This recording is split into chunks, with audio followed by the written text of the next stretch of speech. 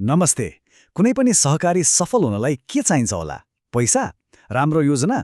हो, यी सबै कुराहरू त चाहिन्छ नै, तर यी सबैभन्दा माथि एउटा चिज छ, त्यो हो विश्वास। आज हामी त्यही विश्वासको जग अर्थात् सहकारीको आचार संहिताको बारेमा गहिरिएर कुरा गर्नेछौँ। ल आज हामी के कुरा गर्छौं त?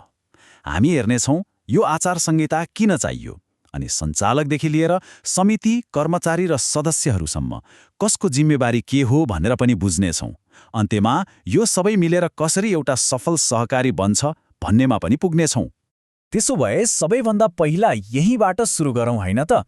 आखिर यो आचार संहिता, यो नियम कानुनको डोरी सहकारीलाई किन चाहियो? एकछिन सोचौँ त, कुनै पनि संस्थालाई बलियो र भरपर्दो बनाउने चिज के हो? त्यो हो विश्वास। र विश्वास त्यतिकै बन्दैन, होइन र? जब सबैले मान्ने एउटा साझा नियम हुन्छ तब मात्र विश्वासको वातावरण बन्छ। हो, त्यही विश्वासको आधार नै आचार संहिता हो।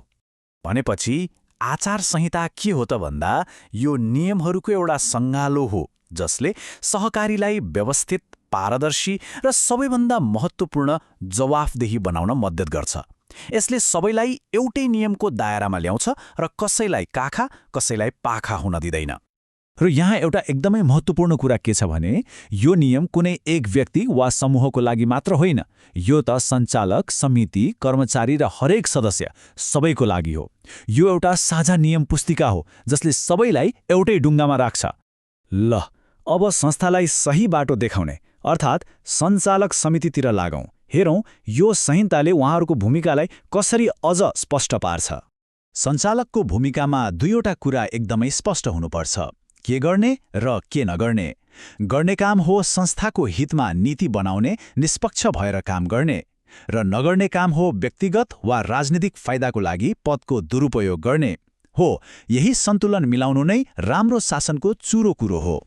यहाँ हेर्नुस् त, जिम्मेवारीहरू कति धेरै छन्। एकातिर संस्थाको लागि ठूला रणनीतिक योजनाहरू बनाउनुपर्छ भने अर्कोतिर राजनीति, धर्म जस्ता कुराहरूबाट टाढा रहेर निष्पक्ष बस्ने र उपहार वा घुस जस्ता कुराबाट बच्ने जस्ता व्यक्तिगत इमान्दारीका कुराहरू पनि छन्।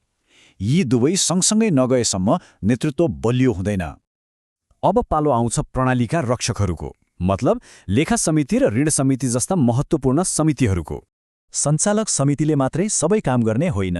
उहाँहरूले बनाएको नीति नियम सही तरिकाले लागू भयो कि भएन भनेर हेर्न समितिहरूले चेक एन्ड ब्यालेन्सको काम गर्छन्। यिनीहरूको निगरानीले नै संस्थामा शक्ति सन्तुलनमा रहन्छ र निर्णयहरू पारदर्शी हुन्छन्।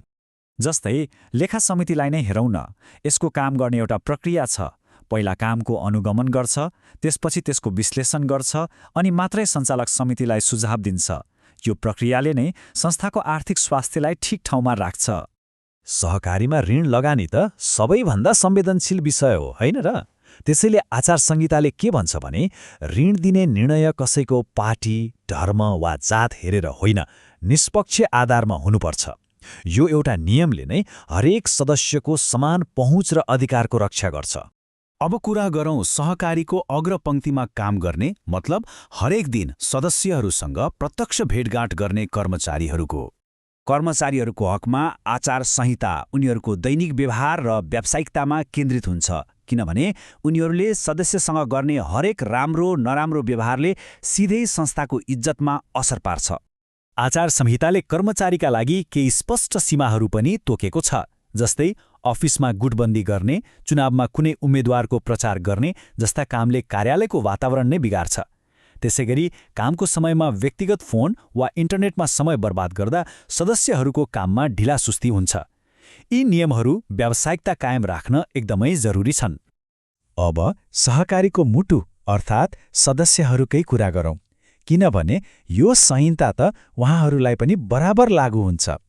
अनि यहाँतिर एउटा कुरा बुझ्नै पर्छ, सहकारीमा सदस्यहरू ग्राहक मात्र होइनन्, उनीहरू त मालिक पनि हुन्। त्यसैले उनीहरूको पनि जिम्मेवारी हुन्छ। नियमित बचत गर्ने, लिएको ऋण समयमा तिर्ने, साधारण सभामा सक्रिय हुने, यी सबै कामले नै संस्थालाई बलियो बनाउने हो।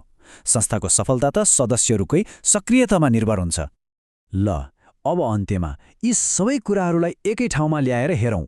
यो संहिता कसरी एउटा सामूहिक सहमति बन्छ र यसले कसरी सफलता ल्याउँछ।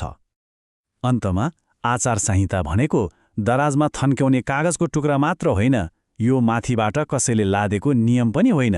यो त सबैको साझा जिम्मेवारी हो र यसको शक्ति तब मात्र हुन्छ जब सञ्चालकदेखि सदस्यसम्म सबैले यसलाई मनैदेखि आफ्नो मानेर पालना गर्छन्। र यदि कसैले यो साझा सहमतिलाई तोड्यो भने के हुन्छ त? त्यसको लागि पनि एउटा स्पष्ट प्रक्रिया हुन्छ। नियम उल्लङ्घन गर्नेलाई निष्पक्ष छानबिन गरेर कारबाही गरिन्छ, ताकि प्रणालीमा सबैको विश्वास कायम रहोस् र जवाफदेहिता बनिरहोस्।